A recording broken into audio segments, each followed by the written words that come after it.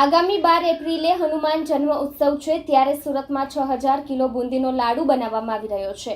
પારદેશ્વર અટલ આશ્રમ ખાતે આ લાડુ બનાવવામાં આવી રહ્યો છે।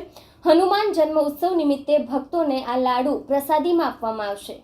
સુરતના પાલ વિસ્તારમાં આવેલા અટલ આશ્રમ ખાતે હનુમાન જન્મોત્સવની ઉજવણીનો વિશેષ કાર્યક્રમ રાખવામાં આવ્યો છે। હનુમાન જન્મોત્સવની ઉજવણી નિમિત્તે 6000 કિલોનો બુંદીના મહાલાડુ બનાવવામાં આવી રહ્યો છે। આ અંગે આશ્રમના મહંત બટુકેગીરી મહારાજે જણાવ્યું હતું કે 12 એપ્રિલ અને શનિવારના પાવન દિવસે હનુમાન જન્મોત્સવ છે, ત્યારે વર્ષ 2004થી શરૂ થયેલ બુંદીના લાડુ બનાવવાની પરંપરા આજે પણ અકબંધ છે। આ વર્ષે 6000 કિલો બુંદી લાડુ મહાલાડુ બનાવવામાં આવશે। આ લાડુ બનાવવાની તૈયારી પૂરજોશમાં ચાલી રહી છે। આ લાડુ બનાવવા માટે 30 જેટલા રસોઈયા દ્વારા બુંદી બનાવવામાં આવી રહી છે। આ મહાપ્રસાદનો લાહવો લેવા ભક્તોને નિમંત્રણ આપવામાં આવ્યું હતું। આ સૌને જણાવતા આનંદ થાય છે કે સુરતની અંદર જે આ ભવ્ય અને વિરાટ કાર્ય કાયમ થતું જઈ રહ્યું છે, 2004થી લઈને અત્યાર સુધી સતત ચાલતું આવ્યું છે। હવે એની અંદર આપણે સહભાગી થઈએ ને તો એના જેવું ભાગ્ય કોઈ નહીં।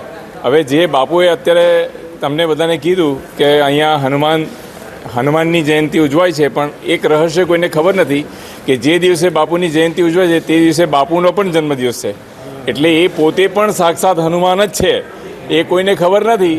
પણ અહીંયા વિરાટ સ્વરૂપે આ વિરાટ કાર્ય કેટલા બધા થયા તમે જોઈ શકો છો। ભવ્ય શિવલિંગની અહીંયા સ્થાપના, અને દર વર્ષે 2004થી લઈને ધીરે ધીરે અત્યારે 6000 કિલોનો લાડુ છે, એટલે આવું ભવ્ય અને વિરાટ કાર્ય બાપુએ કર્યું તે આખી દુનિયામાં અમૂલ્ય છે। મેં બીજે કશે જોયું નથી। હું ઇંગ્લેન્ડથી આવું છું ને બાપુએ મને અત્યારે જ દીક્ષા આપી છે। અત્યારે પ્રયાગરાજની અંદર જે કુંભ હતો, મહાકુંભ, તેની અંદર મને દીક્ષા બાપુએ આપી, તો એને આધારે જે વસ્તુ અહીંયા જે ભવ્ય રૂપે થાય છે તે બાપુએ જે રીતે આપણને ચિહ્નિત કર્યા તે આવો ચાન્સ છોડવો જોઈએ નહીં। જે વ્યક્તિ આ ન્યૂઝને જોઈ અને પોતાના ભાગ્યને પ્રગટ કરીને જરૂર અહીંયા પધારવું જોઈએ, કારણ કે એટલું અદ્ભુત અને એટલું વિરાટ કાર્ય છે કે આવા વિરાટ કાર્ય બીજી જગ્યાએ મેં જોયા નથી। એટલે આપનું શુભ નામ? મારું નામ છે મહર્ષિ ગિરી, ગુરુદેવ બટુગીરીજી અને દાદા ગુરુ મહાદેવ ગિરીજી।